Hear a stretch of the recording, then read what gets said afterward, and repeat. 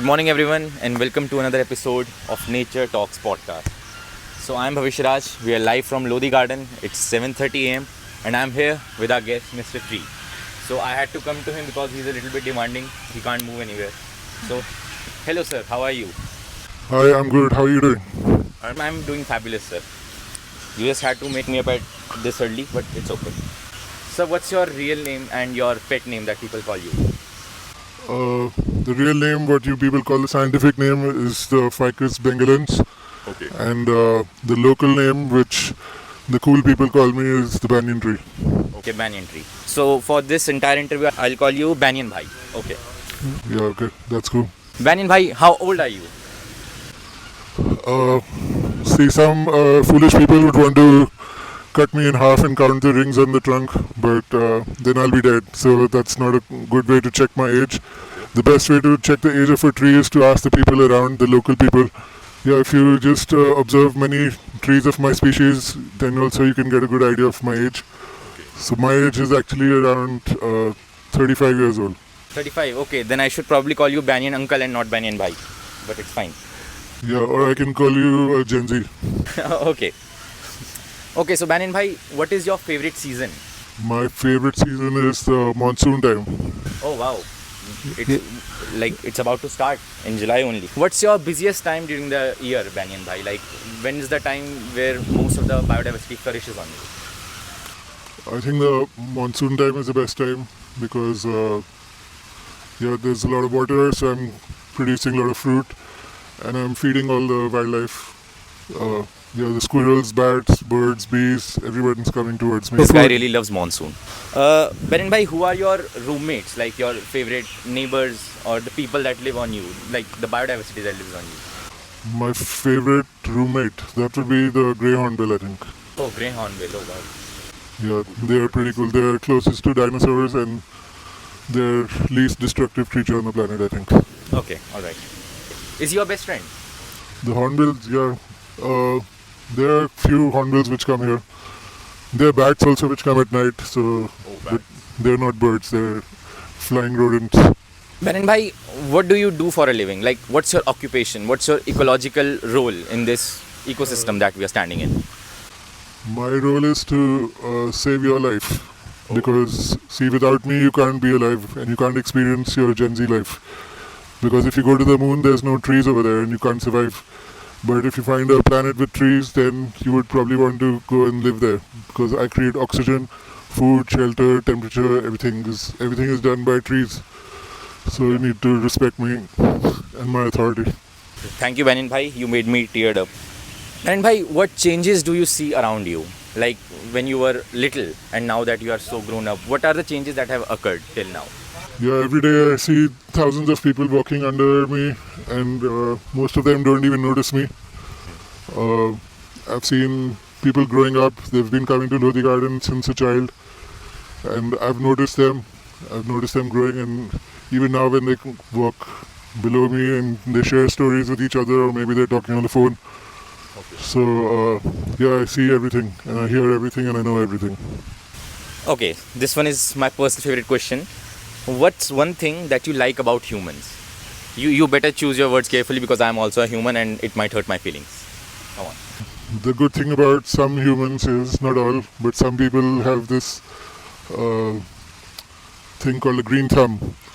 So, the people who have this green thumb, they care about the trees, they water the trees, they plant the trees, they make sure it's getting nutrition, and even tree hugging makes me feel good. So, I'm not invisible, I'm actually here. So, can I give you a hug? Maybe after the interview, not right now. Okay, what's one thing that you hate about us now and you wish we stopped doing it? Obviously, the thing that I hate most is the way you people are killing all the trees on the planet. Here in Delhi itself, there are 5 trees getting cut every hour. And this is the most polluted place on the planet. It's the highest heat on the entire planet is in this city. And trees are the only thing that removes your pollution and your heat. So you need to start saving us. And you better do a good job, otherwise you won't survive. Okay, yeah, we are so sorry for that. But moving forward, Okay, so today is 1 July and one Mahotsav is starting today.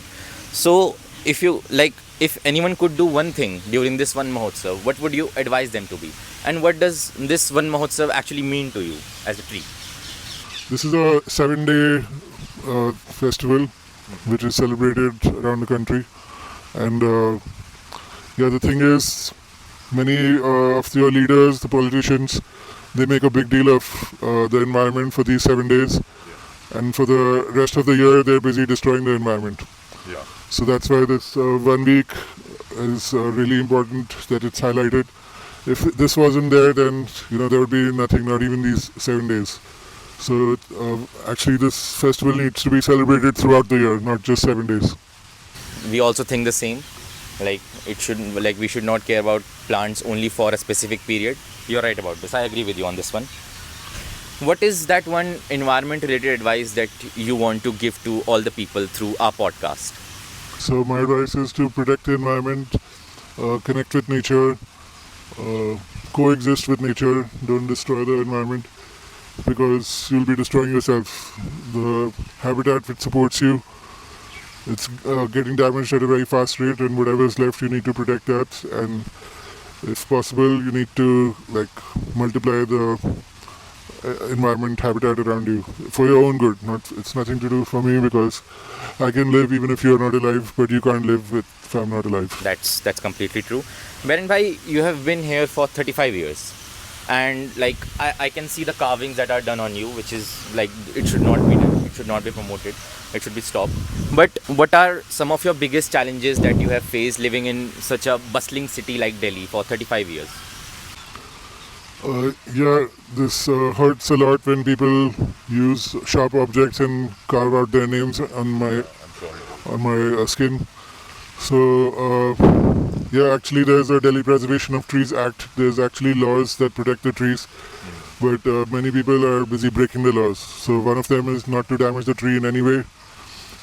Also, like putting nails in trees, putting cement around trees, Yeah, I can see some deals. yeah, digging around the trees and cutting the roots. All of this is illegal, but yeah, it's still happening even now in 2026 in Delhi. This law was passed in 2013. I know about it. I'm a tree, but what about you humans? You people don't know about this. So educate yourself. Google about it. You know how to use the internet. Check your Instagram reels. All the information is up there. You just have to choose what you want to expose yourself to. So yeah, just find the right things. Start learning about how to save trees in your area, and yeah, other people will join you, and then you'll be able to have a happy life. Yeah, you should follow the advice that Mr. Banyan Bhai is giving you, and for that you should follow New Delhi Nature Society because we do exactly that what he's saying. What are your views on, you obviously are a native tree to this area, so why do you think native vegetation and native trees like you are better than the exotic ones? So do you have any view on that? The native trees are meant for this habitat. Plus, we provide food and shelter for the native biodiversity. The foreign trees are just there for decoration, and they're not really providing food and shelter for the native biodiversity. And by now we are in such a time where the global warming is at its peak, and due to development a lot of vegetation and acres of lands are being degraded. So what gives you hope about the people today? What still keeps you uplifted? The only hope is the future generations because the previous generations have done such a bad job. And now the only hope left is the younger generations because you guys have a lot more resources, a lot more knowledge than the previous generations. And now it matters more for your existence than any time in the past. So that's what's important. The hope lies in the younger generations in the future. If you had to describe humanity and us people in one word, what would that be? Humanity equals destruction.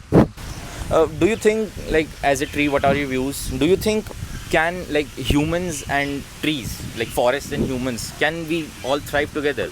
Because we often see when we are talking about development, the first thing we do is cut down the trees.